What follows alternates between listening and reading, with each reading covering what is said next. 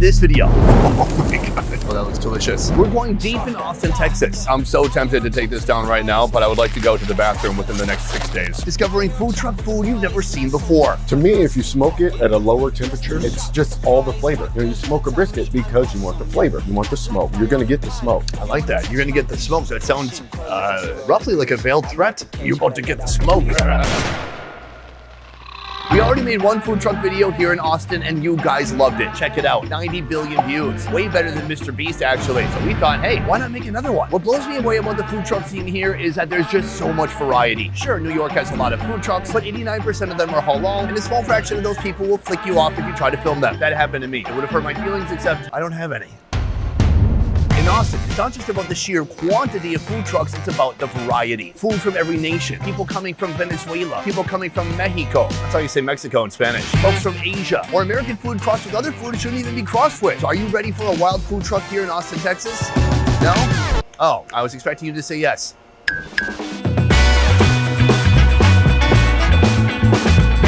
Right behind me, we have our first location. This is R&B's Steak and Fries. Two brothers originally from New Jersey came all the way here to Austin, Texas to bring the locals cheesesteaks. Here's how it works. You build your own sandwich and you get to choose your own cheese. There's American, there's provolone, or there's Cheese Whiz. And this is where I'm stuck already. They say classic is the Cheese Whiz, but Cheese Whiz just feels so white trashy. Like it doesn't contain any dairy products. I think it's just oil and flavoring. Well, hold on. At my core, I am white trash, so I should get Cheese Whiz, right? And then they have provolone, and I love provolone. I'm gonna have to ask them inside. I'm not sure. Let's go for it.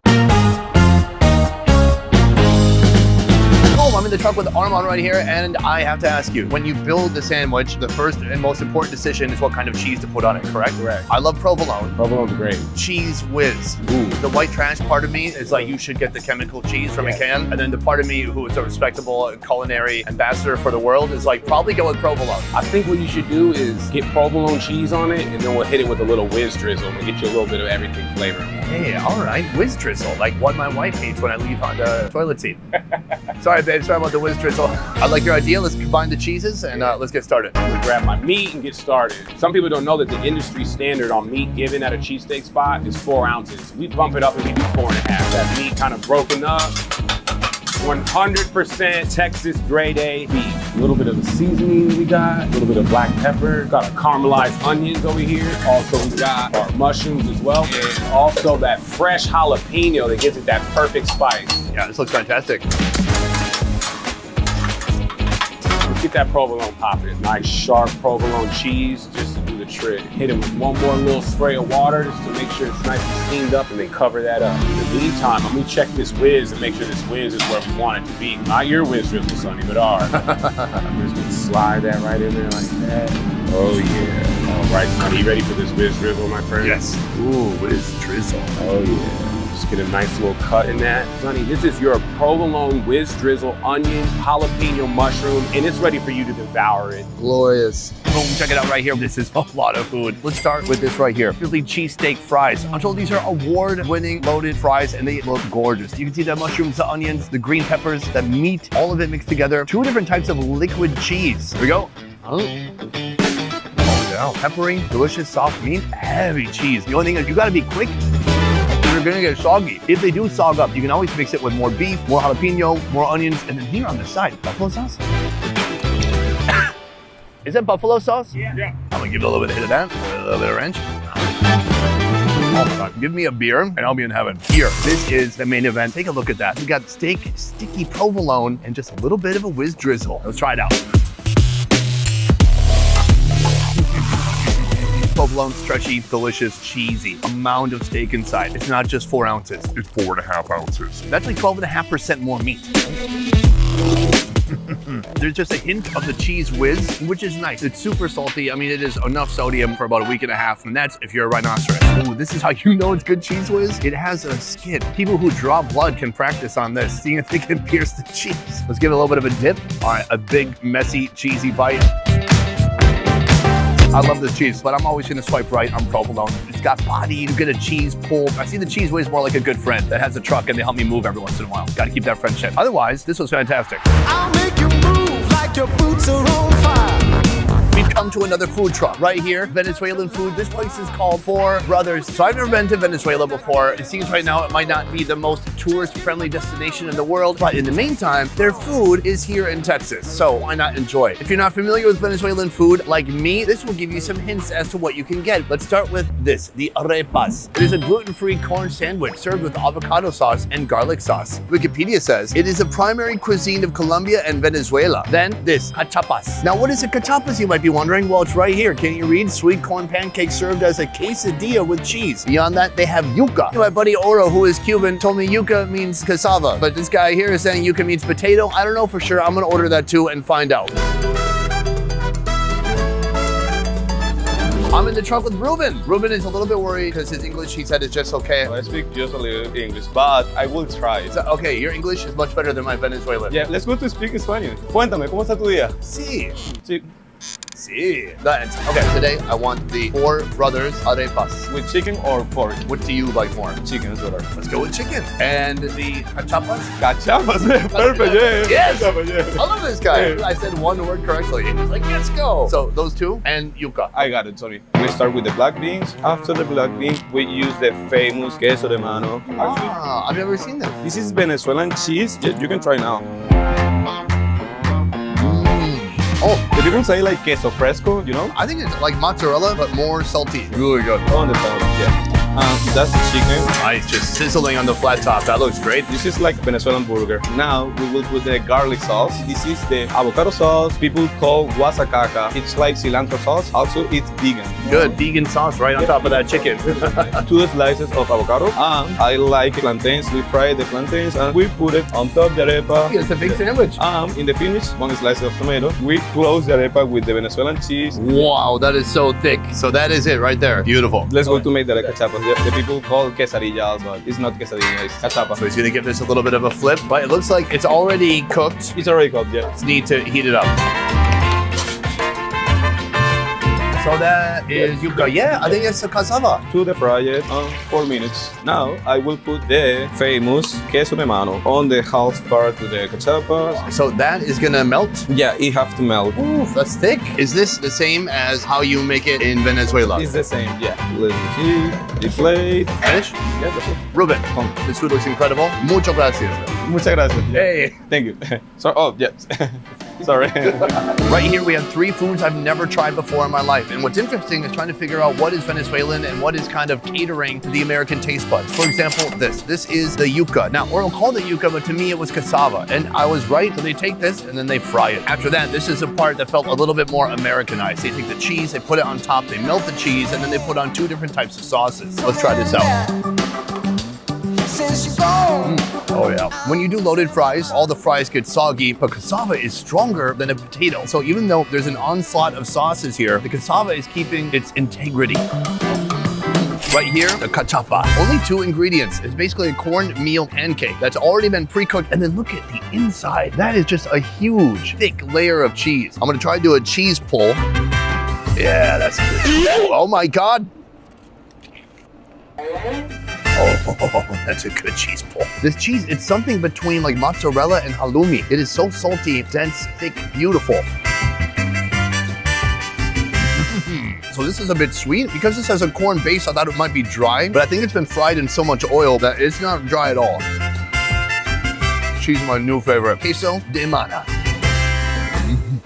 Oh my God, that's all the cheese that's just fallen out. I'm so tempted to take this down right now, but I would like to go to the bathroom within the next 6 days. Right here, we have the arepa. Corn flour bun on the outside, cheese. You've got tomato, sweet plantains, avocado, chicken. So much going on here. Okay, first of all, it's ridiculously thick, and the bottom has already started to get a little bit soggy. Oh, how do I get a bite with everything? Here we go.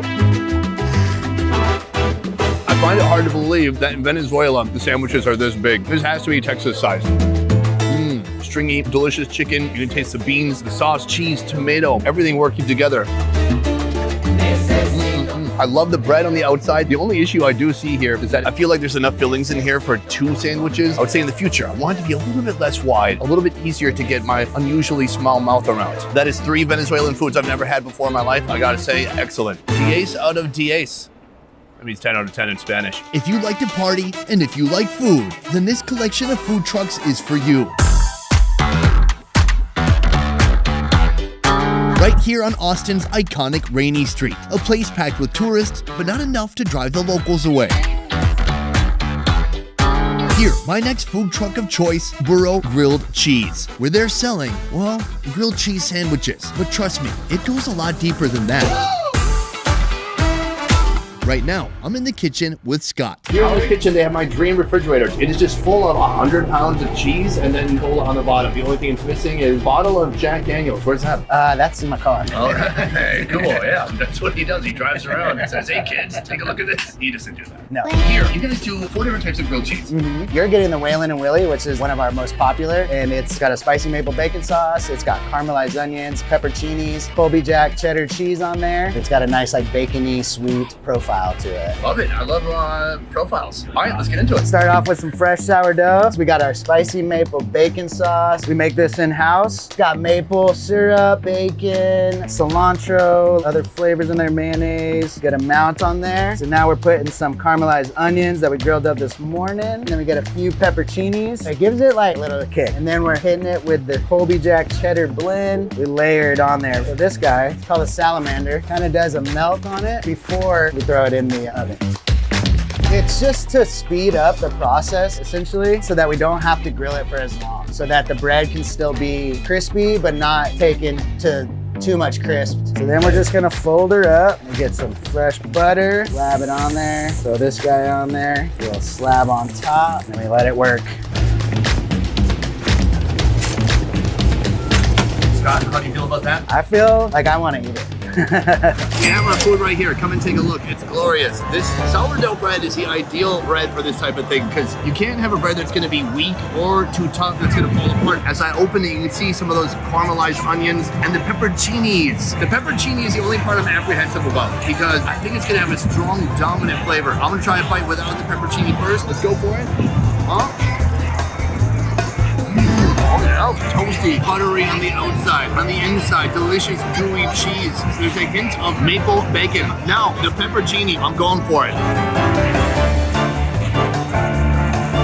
Sour, punchy, sour, spicy. I think I like it overall. Very nice. Crimson Creek Smokehouse, a barbecue food truck slightly out of town, is strategically located across a vodka tasting room. Instead of the usual Texas barbecue style where they heavily utilize salt, pepper, and garlic, here it's all about Oklahoma-style barbecue. They give the meat a little bit extra.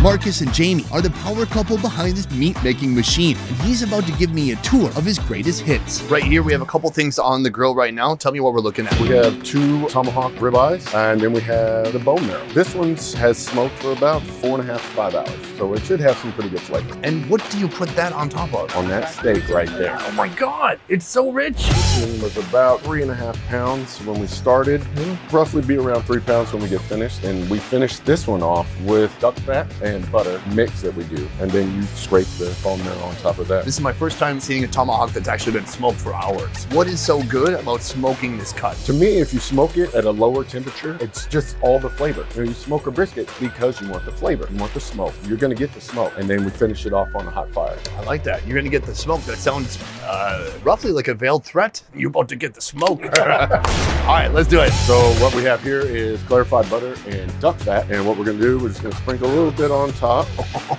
my God. And then we're gonna throw it on some hot fire. We're gonna have a nice big flame. We're gonna get a nice little finish on it.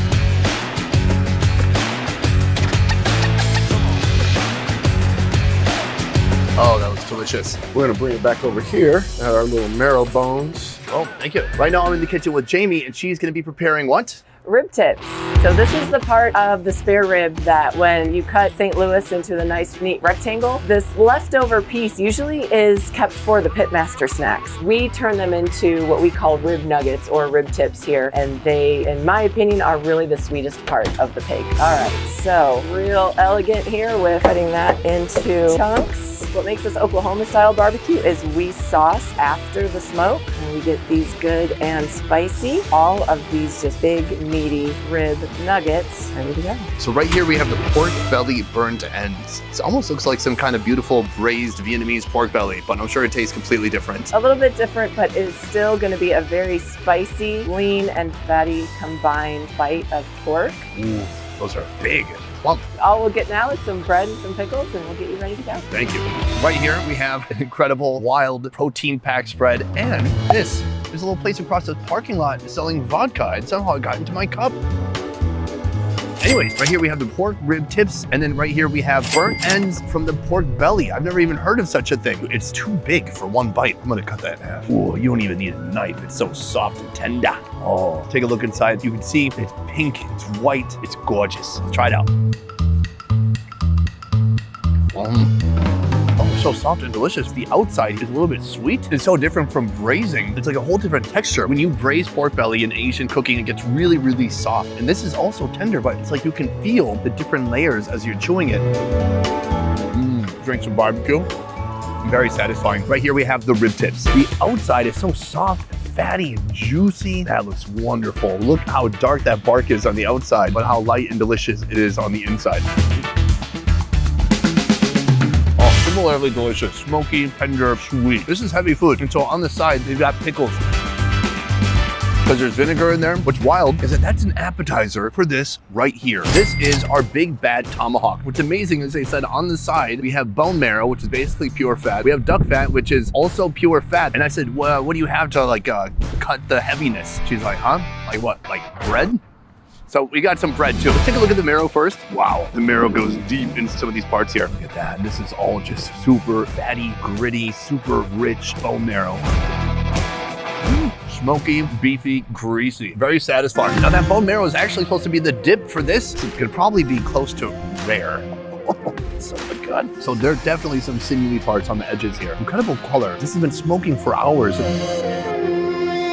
Oh, wow. The spices are incredible. It's full of juiciness. It's very tender. Okay, right here, duck fat. Give it a little bit of a dip. Hey, when in Oklahoma, do what the Oklahomians do. Let's try it out. Ooh, duck fat with butter? Oh my gosh. An unlikely duo, a perfect combination. It was so fatty. I chewed it like twice and it fell down my throat. Ooh, the seasonings on here. It's peppery. They got their own secret seasonings. Every bite gets better. But what I have to try now is using this as a vehicle to transport more bone marrow into my mouth. It's like eating a stick of butter and putting some olive oil on top. It is just pure decadence. Try it out. Oh wow, it feels so right and so wrong at the same time. I feel naughty. There's so much meat, so much fat, and so much flavor. It's rich, but it doesn't feel too rich. I thought it'd be too much though, and I gotta say, easily balance that out with one pickle. Perfect balance. Am I gonna eat a whole $125 3-pound tomahawk by myself? Yes, but should I? No. I should probably find some people to share it with. On Craigslist, where I find all my other friends. For me, I've never tried Oklahoma barbecue, but after trying this is like the best advertisement for Oklahoma State tourism. I wanna go there, I wanna try the food, I wanna try the barbecue and see what it's all about. Just this small sampler platter here, very delicious, very tempting. Well, guys, that is the end of the video. I hope you enjoyed it. Food trucks here in Austin, there is nothing like it. It's food except for it's inside a truck instead of a restaurant. Isn't that fun? They can drive it around, like to my house. Why don't they just come to my house instead of me going to them? Anyways, I hope you enjoyed this video, guys. Thank you so much for watching. I will see you next time. Oh, peace. Oh, I'm so bloated and pretending everything's fine, but I feel so sick inside. Oh, it's too much food.